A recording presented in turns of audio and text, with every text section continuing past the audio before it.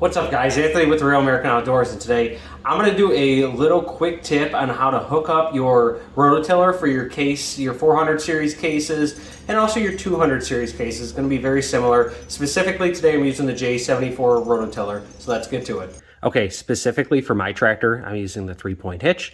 The other option would be your sleeve hitch. There isn't much difference on how to mount it. There's more difference while you operating the tiller actually, and we'll talk about those in a couple here. So first off, lower your 3-point or your sleeve hitch to where you can mount the bar itself right here into the two pieces of the bracket of the rototiller. So the rototiller has 4 different mounting holes and the 3-point only has 3. So this allows you to offset the rototiller to the left or mainly to the right, I think about 3 inches.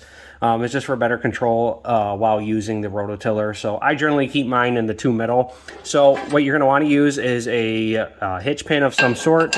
I have this one, and then I use this other random one, and 2 will work just fine for what we want to do. All right, coming to the rear of the tractor, you have your rear PTO here. The top port on the rear PTO is considered your front port, and the bottom port here is considered your rear port.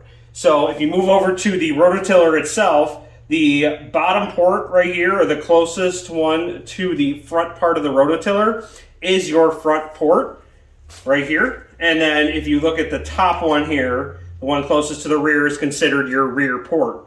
So you're going to want your front port of the rear PTO to be connected to the front port right here on the bottom of the rototiller itself, and then rear to rear. So I'm going to break these loose. Use a crescent wrench, use a adjustable wrench, whatever you want. You're going to spill some hydraulic fluid unless you have the quick disconnects, which are really nice. I'm going to break these loose here.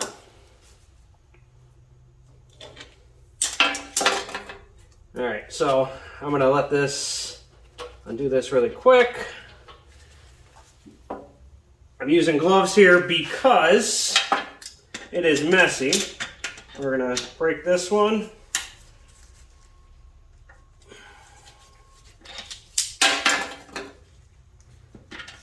There we go. And then we're going to connect the front port to the front port here.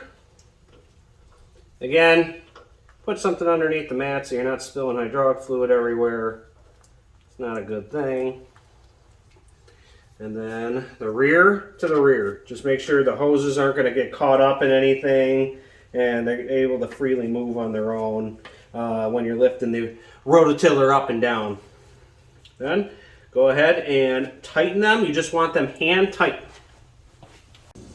Alright, so you just want to make sure you're just going to hand tighten it with your tool, whatever you're using. Same thing here, just hand tight. Whatever you're using. Don't need to crank down on it, just enough where it's not gonna leak or lose that hydraulic pressure. All right, so after we got the rototiller hooked up to the hydraulics with the PTO, we raised it, and I'm just checking the tines here. I've already rototilled for the year, so I still got to clean this up. You want to make sure the tines are somewhat sharp, just so they do the best work possible, and the tines are all intact. And you'll see this one's actually got the extension on here that was available from Case back in the day, I believe. Correct me if I'm wrong. But as long as everything that looks good under there, again, I like to clean this up. When I'm done here, I'll probably power wash it quick, and then I'll store it away for the summertime. Always go full RPMs. You're going to go at a slow speed, and you're going to till in a clockwise rotation. Clockwise with the lever here, which I will turn it on here in a second and show you. You're going to have this lever right here. You'll see it. It has to go forward. If it goes backwards, it's going in a counterclockwise rotation, which you only use the counterclockwise rotation when trying to remove roots or a bunch of dirt buildup or something. So you always want to go in a clockwise rotation. So clockwise would be that going forward. So it's kind of a catch-22 here because you're pushing the lever backwards, but the lever down here is going forward, and then you come put it backwards for the counterclockwise rotation.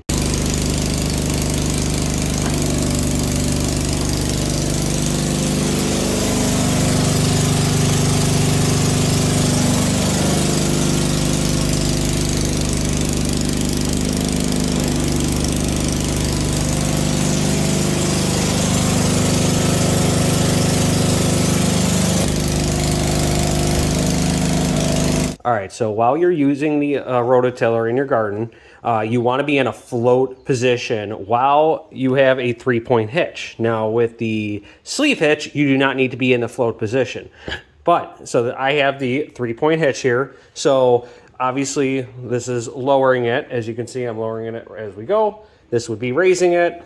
The float position would be, you kind of hit that wall, like in a gun, if you're pulling the trigger, you hit the wall, and then you just go a little farther. That is your float position, and you want to be able to use it in the float position while going slow at a high RPM to guarantee the best till of your garden. All right, guys, that's it. That's how you hook up the J74 Rototiller to the Case 400 series tractor. Again, this is for the 3-point hitch. The sleeve hitch is going to be very similar, except you're just not going to use the float mode while using the sleeve hitch. Biggest takeaways from this, just make sure you're operating the tractor at full RPMs, at a slow speed, in the float position if you have the 3-point, and make sure those tines are rotating at a clockwise rotation. The counterclockwise rotation is only for breaking up debris.